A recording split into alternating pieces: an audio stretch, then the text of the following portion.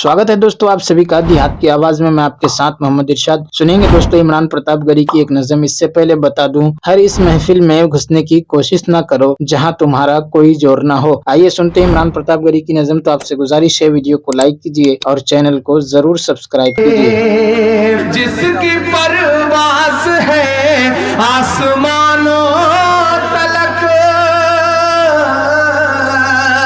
जिसकी परवाज़ है आसमानों तलक, जख्मी जख्मी मैं वो एक शाहीन हूँ। मैं फलस्तीन हूँ, मैं फलस्तीन हूँ, मैं फलस्तीन हूँ, मैं फलस्तीन हूँ।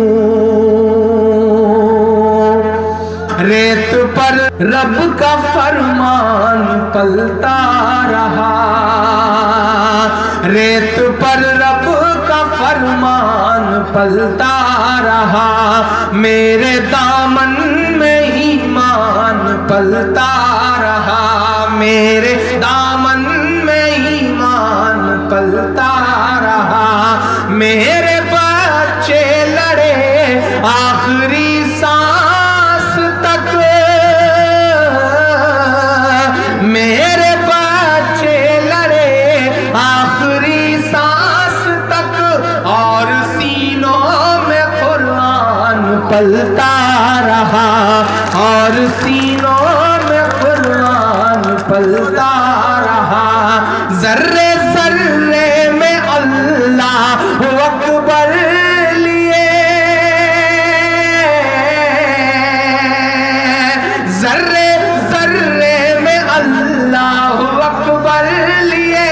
खुश नसीबी है मैं साहिबे दीन हूँ, मैं फलस्तीन हूँ, मैं फलस्तीन हूँ, मैं फलस्तीन हूँ, मैं फलस्तीन हूँ। ना ही रोएंगे और ना ही मुस्काएंगे, ना ही रोएंगे और ना ही मुस्काएंगे। सिर्फ नगमे शहादत के ही गाएंगे, सिर्फ नगमे शहादत के ही गाएंगे। अपना बैतुल मुक़द्दस बचाने को तो, अपना बैतुल मुक़द्दस बचाने को तो मेरे बच्चे अबाबील बन जाएंगे, मेरे बच्चे अबाबील बन जाएंगे। जो सितम ढा रहे अब रहा की तरह, जो सितम ढा रहे अब रहा की तरह, उनकी खातिर मैं सामान तौहीन हूँ। मैं फलस्तीन हूँ, मैं फलस्तीन हूँ, मैं फलस्तीन हूँ, मैं फलस्तीन हूँ। आइए दोस्तों, नज़म सुनने के बाद दवाए दिल किताब से कुछ बातें सुनते हैं। मोहब्बत की हकीकत उनसे पूछो।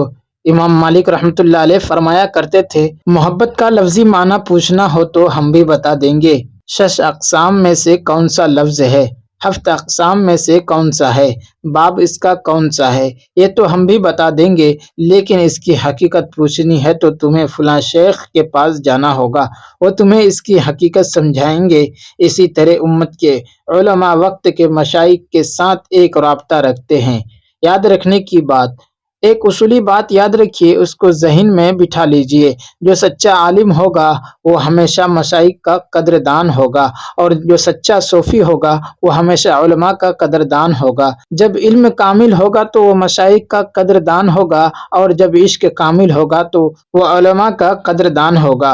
और जब इल्म भी नातमाम हो और इश्क भी नातमाम हो तो फिर दोनों एक दूसरे के साथ उलझेंगे। जहां आप किसी को उलझता हुआ देखें तो समझ लें कि कुछ न कुछ नातमाम है। उलमाए देवबंद का मकाम, ہمارے اکابرین علماء دیوبند کے اندر یہ خصوصیت تھی، اللہ تعالیٰ نے انہیں مرج البحرین بنایا تھا۔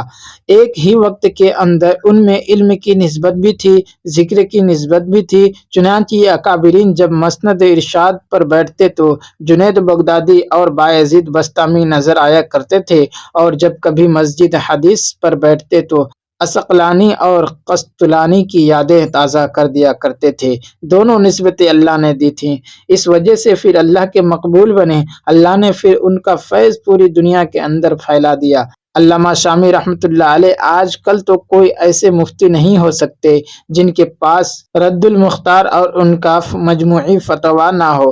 مسئلہ دیکھنے کے لیے سب سے پہلی کتاب ہاتھ میں آتی ہے تو وہ علامہ شامی رحمۃ اللہ علیہ کی کتاب ہوتی ہے۔